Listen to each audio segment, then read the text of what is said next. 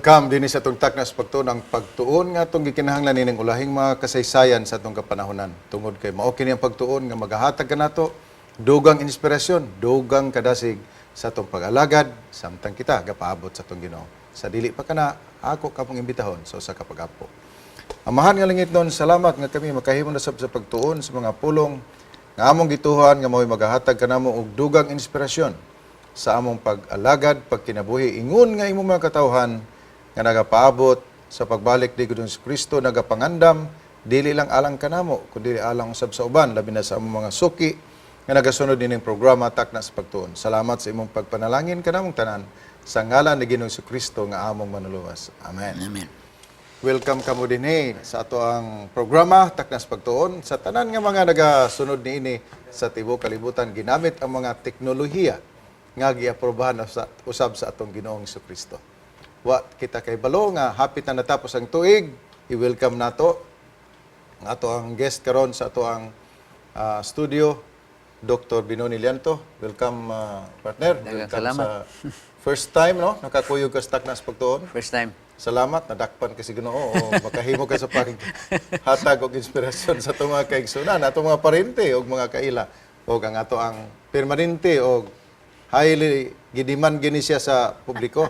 Ma'am Shirley Cadiz Aguinaldo. Ma'am Shai, welcome. Okay, thank you. Agad mo kag mga suki diya, pwede nimo na imong kumusta kay Nangumusta ko sa atong mga suki nga mga viewers sa atong Taknas sa Pagtuon. Hinaon nga magapadayon kita sa pagsubaybay niini nga samtang kita magatubo diha kang Ginoong Hesus. Thank you og si Dr. Lianto by the way, ang ato ang gigunitan kini mo karon nga departamento mao ang Stewardship of Adventist Mission. Adventist Mission. Yeah. Manay mga trabaho nga magsige mo atubang sa mission dito sa ang mga sulad under sa imo. Yeah. Gasuroy sa mga missions, bisita sa mga sulad, Mga sulads o pagpromote usab ay kausab sa Adventist mission. Muslim Ministry. Yes. Kausap. Adventist Muslim Relations o sa uban pa nga mga lisod-lisod na imo no kay kinahanglan gyud kag baklay-baklay. Sakay po sa Enjoy man po din noon, makahimamat ka o mga mga kailan nimo unya mga tao sab nga imong masuod tungod sa programa sa atong EMR ug sa labi na atong gyud sulat. pagpalambo sa atong panudlanan sa South Philippine Union Conference. Kay Yeah. ikaw magpadasig nga ang tanan unta kun ang tanan lang hatag lang gyud sa gitawag og matinumanon nga halad og ikapulo. Kay sa wala pa ka nakahatag gipanalanginan maka. Oo. So unsa imong hangyo? San pwede karon nga hangyo na to mga kaigsunan mahimong matinumanon, di ba? Yeah. Matinumanon sa pag-uli. Kay dili man ato anang Yeah. iya sa Oli Ginoo. lagi o oli Pag-uli, gidi no? na dili hatag. Oh, Yeah. hatag Uli. ang atong halad. Ato ning opportunity ni karon nga mapahinumduman sila nga sa wala pa kita nakauli gihatagan na tadaan. Yeah, actually, ang atong pag-uli sa mga bahin iya sa Ginoo mo na atong pagpakita niya nga kita loyal niya. Loyalty. Oh, loyalty. Ang atong paghatag og mga halad mo na siya pagpakita nato sa atong pagpasalamat nato ngadto kaniya. Mura man po ka si James nga atong isgutan karon. Kay si James ang atong isgutan karon, wa kitay doktrina karon gisgutan mga kaigsunan tungod kay kini mao ni ang bag-o nga leksyon sa katapusan nga kwarter sa tuig 2014 murag bag-o ra matagasugod ma'am sa tuig 2014. Dali kayo ang panahon mga kaygalaan og mga kaigsuonan. Nagapaila na nga mura og hapit na gyud, no? Kini We are at the door. kini day maghimutag-tak na sa pagtuon margukuron tag oras. Mura di ta gusto nga mahurot kay mag-record na puntaan ni Ma'am Siay. O kung busy ta, kung busy ang tao, imong makita nga kadali lang gyud sa panahon pero ingon ni Ellen White, an idle mind is Satan's Workshop. So let us make ourselves busy. Occupy till I come. Occupy till Jesus So kini nga comes. tong leksyon wala gitay di ta maatempo hisgot sa unsay gisulat ni Adi lang ta mo gamit og binise Ma'am Siay kay kini mo binise sa James. Santiago. Ato na lang gyud i-maintain James na lang gyud. James na lang. Kay kini ngalan mo nagtuo ko for example sa imo Binoni. Di naman siguro ang binisay o na binunay kay ang ngalan mo God, di pwede nimo binisayon kung imong ngalan dito sa Amerika. Gikan ka sa Pilipinas, Pedro, Peter day ka dito. Pete na daya. Naibalaan ako akong maestro sa una, yung ngalan Severino. Pag abot sa Amerika, Steve Steve naman. na. Oh, Save na nga lang. kung ikaw ka na Hindi siya, naman. professor, wala ko kaminsyon o kaplido, okay na kaya na siya. So, kiningalan James, ato lang gini-imintinar sa 13 ka mga episode sa atong Taknas Pagtuon sa 2014, last quarter, mao na gini atong imintinar. James. Si James, ang atong isgutan karon nga mao'y author sa libro nga James. O ang atong 13 ka tupiko, galibot gyud sa mga sinulat ni James.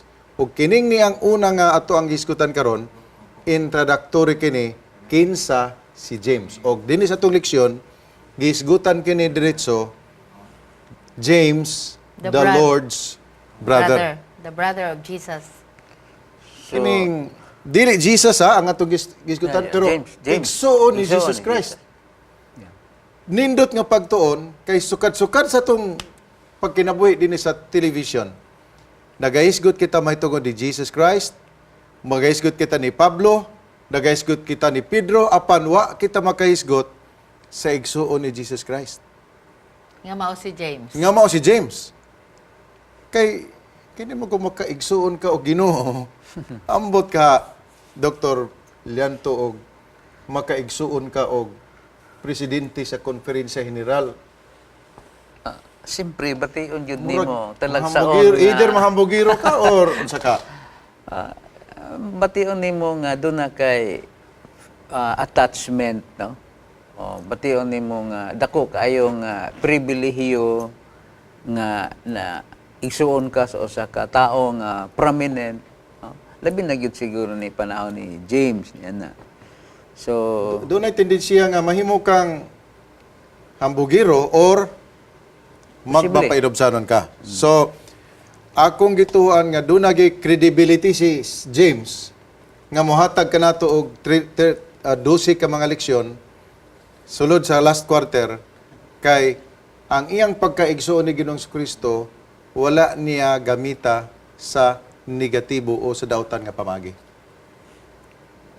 Kay kung ikaw mag-drive kag sa kanan, ma'am say panalitan dayon igsuon nimo ang presidente sa Pilipinas. Gidakop ka sa pulis. Dayon pangayoon ang imong lisensya. Kung ikaw siguro nga humble nga driver, ihatag nimo ang imong Ihatag lisensya. Pagkakita sa pulis, nga, Shirley Aquino man eh. Igun sa maday mo ni Presidente Noynoy Ma'am. Ayaw pag-una dito nga, Igsoon ko. igsuon ko. Ipakita nga, nisubmitar ka.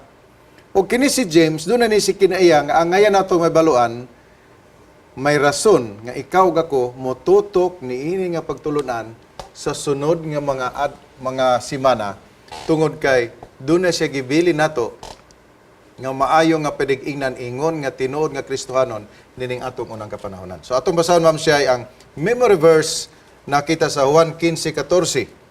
Kamo akong mga higala kung inyong gisunod ang akong mga sugo. So in English, ye are my brothers if ye obey my commands. John 15:14. Kini nga bersikulo sa Juan 15:14. Ako ni na bantayan nga opposite ni siya sa Juan 14:15. Diba? Ang atong memory verse karon, Juan 15:14. okay. Ang giingon niya diha, ye are my brothers if ye obey my commands. Dito sa John 14:15, If you love me. if you love me, you will obey my commands. Okay. Duha ka mga premise. Nga ang usa, ye are my brothers. Ang ikaduha, if you love me. Ako ang hindi ba mga mathematical mind. Matawag na ko nga mathematical mind. Kan sa mathematics mo ka ng if then statement. Gitawag mo guna siya sa mathematics nga hypothetical syllogism sa philosophy. If then statement. Panay nga. The word if. The If, word if. then. Ah. If x equals 3, wala. Then, X times X equals 9. Mao na yung mga gitawag nga, if then. If ye are my brothers, Obey. you will obey my commands. Kung igsuon ti ka, sundo ni mo akong mga sugo. If you love me, you will obey my commands. Ato pa, duha ka mga premise nga gasugod og brothers og love me, nga pare-pareha ra sila, nga di ay ang atong pagsunod sa Ginoo mao ang pagpakita sa gugma. Ingon nga kita iyang mga igsuon. Pero dinhi sa tong leksyon, wala lang kinigaysgot og kanang gitawag og spiritual affinity, kundi by blood gini siya, ma'am. Si James. Igsuon gini nga tunay ni Ginoong Jesucristo ug ang iyang gibilin nga mga ehemplo nindot kayo og kining pag-identify niya mo na itong karga karon. Siguro bata nga kining gisgutan nga James dinhi mao gini ang brother ni Jesus Christ kay sa Bible mo God wala may aplidohay. Wala gyoy aplido ang Biblia. Wa kakita diha nga kanang Jesus Christ dili man na aplido ni kanang aplido niya di man Christ. Ga-describe lang na sa iyahang pagkadinihog. So, unsa na to pag ilang kini si James, Igsuon. igsuon gyud ni Jesus Christ. So, atong basahon ko na ma'am kay doon na rabay pila ka James ang naa sa Biblia? Upat. New Testament. Upat ka mga James. So, kinahanglan di ta masipyat nga ato gyud matunan ang tinuod nga James kay wala lagi aplido ang Biblia. So, Mark 6:3-17 to 18. 17 to 18 nagaingon si Santiago mao na si James nga anak ni Zebedeo og si Juan nga igsuon ni Santiago nga iyang gipanganggaan og Boanerges nga sa ato pa mga tawo nga murag dalugdog Kuya ng mga sons of thunder. Muna siya. og si Andres, og si Felipe, og si Bartolome, og si Mateo, og si Tomas, og si Santiago, nga anak ni Alfio, og si Tadio, og si Simon, nga Kananeo, og si Judas Iscariote, wa na din usa ni sa mga disipulo nga katong nagbuodhi kang ito. So dili pa na siya mao si James the brother of Jesus Christ. Dili pa. Oh, sa ato pa. Ato lang gi paybalo nga daghang mga ngalan upat gyud no ang na-identify sa balang kasulatan Sa nga New Testament, Sa New Testament. nga mga James, James. ang pangalan. Pero ang James diri nga atong tunan mao kining the brother of Jesus Christ. So diha sa 1 Mark 6:3 atong basahon ma'am. Mark 6:3. Mark 6:3 nagaingon, dili ba siya mauman ang panday nga anak ni Maria ug igsuon nila ni Santiago ug ni Jose ug ni Judas ug ni Simon? Nagani siya gigsuon. Sa to pa dire nga teksto Si Jesus nagaingon Christ, nga takagigsuon ma'am. ang ilang amahan Mao si si Jose, Jose. ang ilang inahan si Maria, Si Maria. Unya, mga anak sila. anak sila ni Jose ug ni Maria, unya ang iyang igsuon si James, naapoy igsuon niya nga nganlan og si Simon. Oh. Naapoy igsuon niya nga nganlag si Joseph. So kani nga teksto naga-proyba nga by blood igsuon sila Igsuon sila ni Jesus Christ. ni Jesus.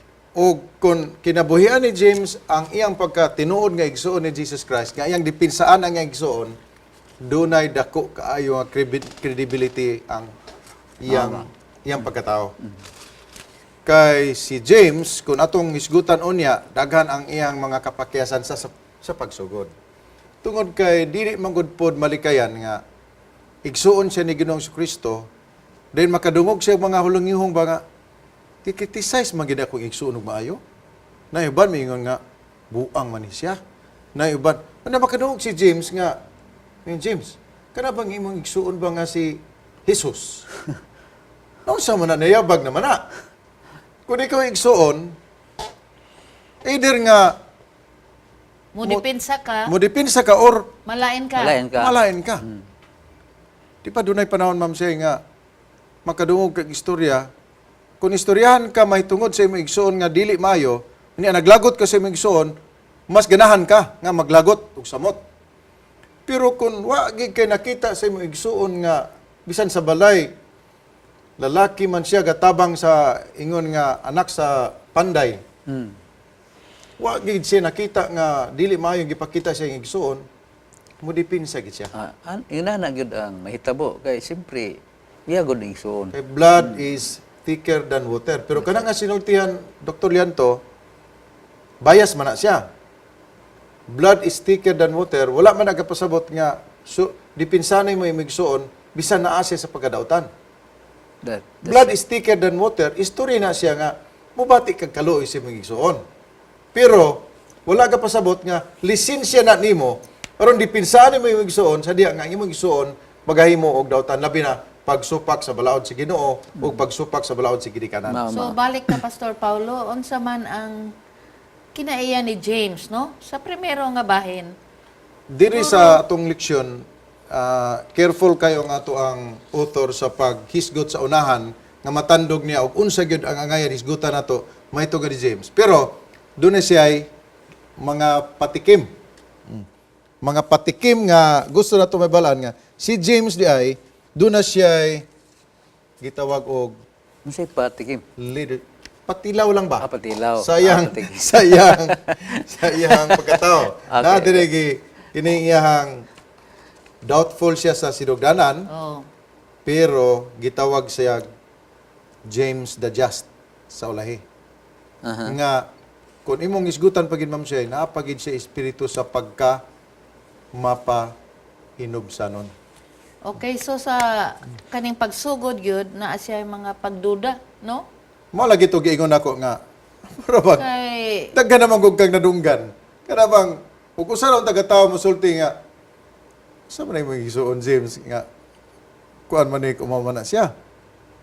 gawas pa siguro, ana, kung ikaw igsuon, mayon ka nga, gikan man gyud ni sa akong inahan, o niya, nagtubo pa bu yun, mao bagyog kaha ni ang ginatawag nga Mesiyas. Okay, ni Oo. angkon man siya nga Kay, Ginoo siya. ang imuhang pagkinabuhi, normal gyud. Maligo. Ang pagdula, pagligo, Kaon. gawas pa ang expectation sa uban, lahi ang ilang gipaabot nga Mesiyas. Unya, here comes nga ikaw ang igsuon, siguro matakdan gyud ka nga, sa ba gyud kaha ni, no? So doon na siya ay matawag tawhanon nga Panghuna-huna gyud. pangunaw na gyud nga posible gid siya mo appeal siya sa kadaghanan nga mayon nga di ni maayon tawanan ni ay nagtuhin niyo na akong igsoon. Pero sa tanang ehemplo ni Ginoong Kristo sumala sa giingon sa Lucas 2:52 og si Ginoong Kristo nagtubo sa kaalam og adunay pabor sa tao ug sa Dios. Usa na siya ka proof ma'am siya nga si Ginoong Kristo bisan pa dito sa iyang panimalay, bisan pa sa iyang mga igsoon, aduna siya gipakita nga tinuod nga ehemplo sa tinuod nga sumusunod sa Ginoo. Ato pa, dili lang kay istorya rin ng iya, magwali siya maayo, kundi gipakita usab niya dito sa iyang panimalay. Ug usa niya na, mao si James. Ang ako ba diya, Pastor? Kay in the first place, nga naman nga gadoubt siya may tungod kang ginisos. Siguro doon na siya nadunggan nga mga panghuna-huna sa uban nga gadoubt pud sila may tungod sa Mesiyas. Normal la siya sa tao nga mo action og doubt tungod kay ang content gani sa sinulat ni James katong tun-an sa sunod isgutan niya kanang doubt. Di ay. So ato na mulaton. Di lang gid ta magunawa na ani, pero si James sa tanan nga mga writer sa bulang kasulatan ma'am Shay, si James ang giila. O sa New Testament natang base, si James ang giila nga doon na siya gitawag og rhetoric flair. Ha? Doon na siya organization. Doon na siya kanang background gyud sa journalism. Imo makita nga, Maayo dili kay gyud siya basta-basta. Writer gid No? siya. He is no ordinary writer. He is no ordinary, except according to our lesson nga naobserbaran next to Hebrews. Kay Hebrews arranged gyud kay Paul was so inspired to write Hebrews nga ang iyang pagplaster sa mga pulong tungod sa content sa gitawag og typical o anti-typical description may tungod ni Ginoong Kristo, maay pod pagkalplaster ni Paul, kay Paul is also an organized writer. Abogado gud siya. Pero si James, who is not a lawyer, who is not as initiated as other disciples, like Luke, physician, si James, anak ra gid siya og panday. Nga, amo to, English speaking ba po sila balay nga. Di saya, og sila pa. May anak ni Johnster nga English speaking yun.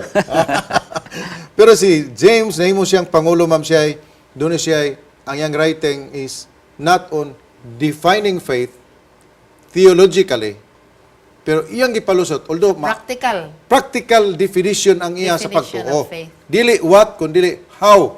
Mo na nga, gikinahanglan nga atong sundan kini siya nga pagtuon sa sunod nga mga semana, kay iplaster og maayo ni James, kung unsa ang tinuod nga pagtuo. Akong nabasa sa atong leksyon, pastor, nga giingon dito, of course na ay mga pagduda, no, doubts. Pero na ay special meeting si Ginoong Hesus kang James. Sa humana siya na banhaw. Special. Unya, Kapakita siya. nagpakita siya. So giingon dito nga, after that meeting, there was transformation. Nausab siya. Nausab siya. In other words, mura og nawala tong mga pagduda. Na-erase. Na-erase to siya. O niya, the transformation of James occurred Tinuod. after that acquaintance. O niya, dito sa Jerusalem Council, ma'am siya, isaligan siya ni Pablo o ni Pedro. Dagko nga mga ngalan ang tuwa dito, Pedro, Pablo. Pero makita nimo si James ang nangulo sa Jerusalem Council. Nga ako gani siyang gi-describe nga the first General Conference meeting. Si James ang presidente. Kung ako ning una-unaon, the Jerusalem Council mo na ni equivalent siya, Dr. Lianto, sa General Conference meeting session nga delegado ra babi ma'am siya. Balik ta atong mo doubts nga na transform si James. Kinsa may dili ma-transform nga ingon nga igsuon, nakita man gyud nimo ang paglansang sa imo igsuon. Tinuod ma'am siya. Unya tuman sa tulo ka adlaw na banhaw siya. Unya nakikita kanimo.